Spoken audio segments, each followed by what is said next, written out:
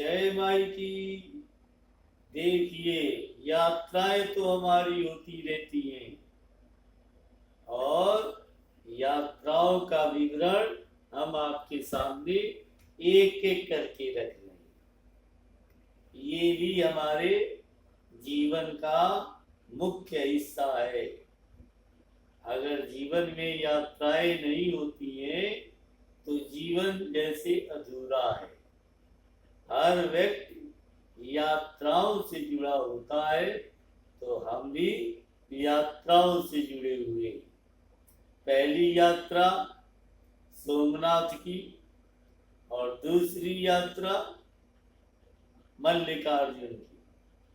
मल्लिकार्जुन आंध्र प्रदेश में हमारा दूसरा ज्योतिर्लिंग है, जिसकी यात्रा का एक संक्षिप्त विवरण हम आपके सामने रखते हैं। नोएडा में आप भी जानते हैं, नोएडा में हम रहते हैं, सेक्टर 99।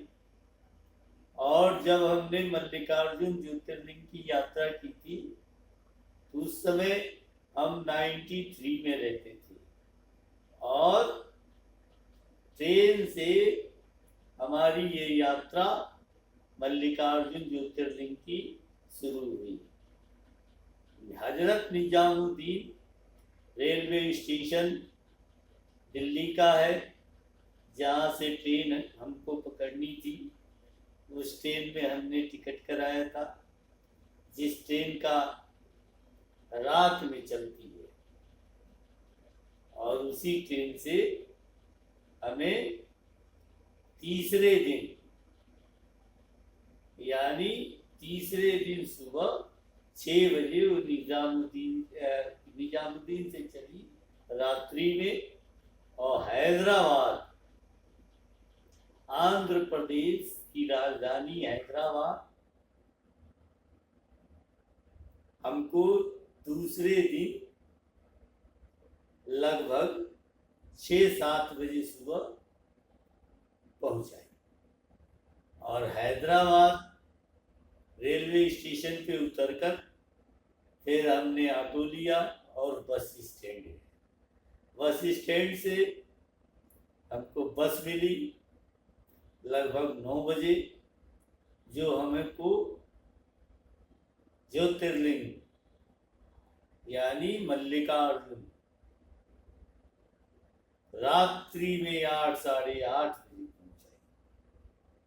क्या दृश्य रास्ते का था, इसका वर्णन हमारे द्वारा तो नहीं किया जा सकता। यात्रा में वैसे हमें बहुत आनंद आता है। एक दिन की यात्रा हम करते नहीं, 5 दिन की यात्रा हमारे द्वारा होती है। 10वीं को निकलकर पूरा अमावस्या करके प्रथमा तिथि को वापसी का हमारा प्रोग्राम था। और हम एकादशी में 8 बजे रात्रि में, एकादशी जैसा कि अब पीछे की वीडियो में भी आपको बताएंगे, एकादशी हमारा व्रत रहता है, दोनों पक्ष के एकादशी, कृष्ण पक्ष के और शुक्ल पक्ष के। तो एकादशी के दिन ज्योतिर्लिंग मल्लिकार्जुन प्रभु के यहाँ खूब हाइट पे मल्लिकार्जुन प्रभु हैं। श्री शैलम पहाड़ की उस चोटी पे श्री शैल पर्वत उसको कहते हैं, और जानवरों का पूरा जंगल है वो। क्या रमणीक स्थान पे हमारे प्रभु मल्लिकार्जुन प्रभु विराजमान हैं। वहां जाने मात्र से और वहां प्रभु का दर्शन करने मात्र से क्या आनंद आता है, इसका वर्णन नहीं किया जा सकता। रात्रि में 8 बजे हम पहुंचे मल्लिकार्जुन प्रभु के यहाँ। होटल ढूंढने में थोड़ी दिक्कत हुई, इसलिए कि वहां सिंगल व्यक्ति को होटल नहीं मिलता है। मल्लिकार्जुन प्रभु का एक बहुत बड़ा, जिसको कहा जाए ट्रस्ट का, एक रहने के लिए उसको धर्मशाला भी कह सकते हैं, होटल भी कह सकते हैं, लेकिन 2 लोगों के लिए तो कमरे उपलब्ध है, लेकिन सिंगल के लिए डॉर्मेट्री ही है। यानी एक बड़ा सा हॉल, 4-5 एसी उसमें लगे हुए और बेड लगे हुए, जिसमें 50-60 बेड लगे हुए और सबके लिए एक अलमारी। उसका चार्ज बहुत ही कम, यानी 200 रुपये 24 घंटे। हमको तो फिर मजा आ गया। स्नान के लिए और टॉयलेट वगैरह बड़ी साफ सुथरी व्यवस्था। वाह! फिर हम उसी में जाकर 5 दिन के लिए रुके और रोज मल्लिकार्जुन प्रभु का सुबह जाकर दर्शन होता था, मंदिर में घूमते थे और मंदिर के ही पीछे शक्तिपीठ भी है और शक्तिपीठ पूरा सोने का है और शक्तिपीठ के बगल से निकलने का रास्ता।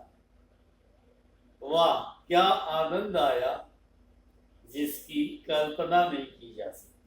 हमने कभी सपने में भी नहीं सोचा था कि इतना आनंददायक प्रभु मल्लिकार्जुन की यात्रा हमारी रहे। चाय का भी वहां का एक अलग ही आनंद था। हम एकादशी, द्वादशी, त्रयोदशी, त्रयोदशी में अंदर और भी मंदिर थे, कुएं थे,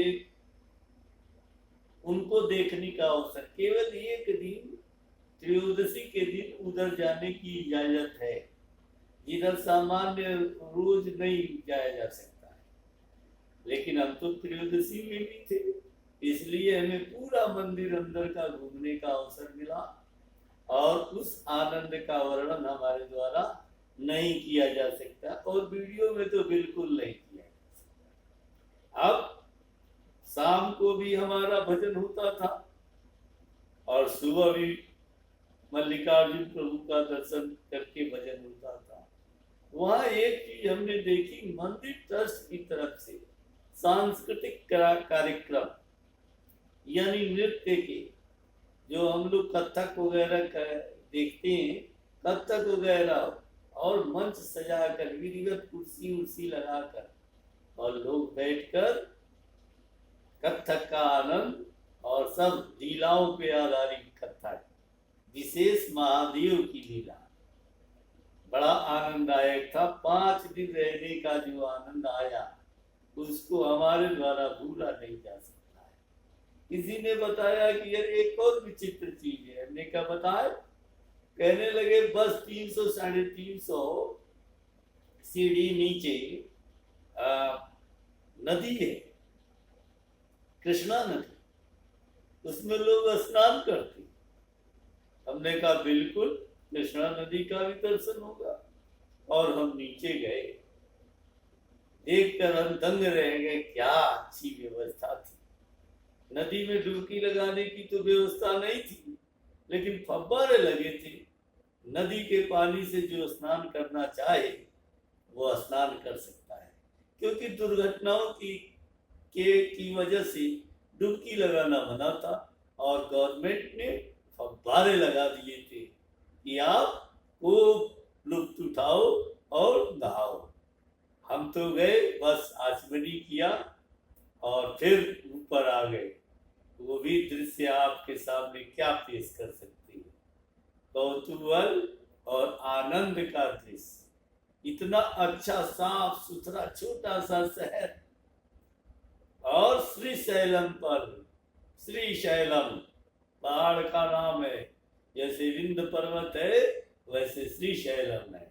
और श्रीशैलम पे गणेश जी का भी एक छोटा सा मंदिर है, वहां भी जाने का अवसर मिला। खूब आनंद हमने 5 दिन श्रीशैलम में रहकर उठाया।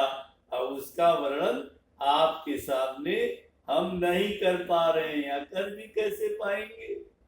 हम कोई राहुल शास्त्री सांस्कृत्यायन तो है ही नहीं, जो यात्राओं का वर्णन इस तरीके से करते हैं जैसे जीवंत नजर आता है।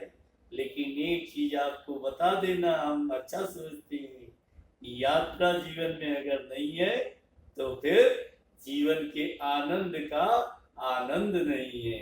इसलिए जीवन को आनंददायक और आनंदमय बनाने के लिए यात्राएं बहुत आवश्यक हैं।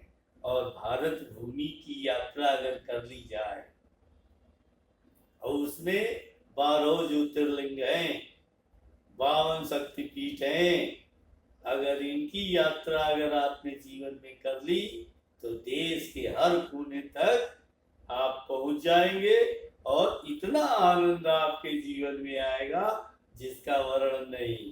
तो श्री शैलम की यात्रा हमारी दूसरे ज्योतिर्लिंग के रूप में हुई है और हम कृतार्थ अपने आप को महसूस करते हैं, आनंददायक महसूस करते हैं कि हमने द्वितीय ज्योतिर्लिंग की यात्रा श्री शैलम पर की है।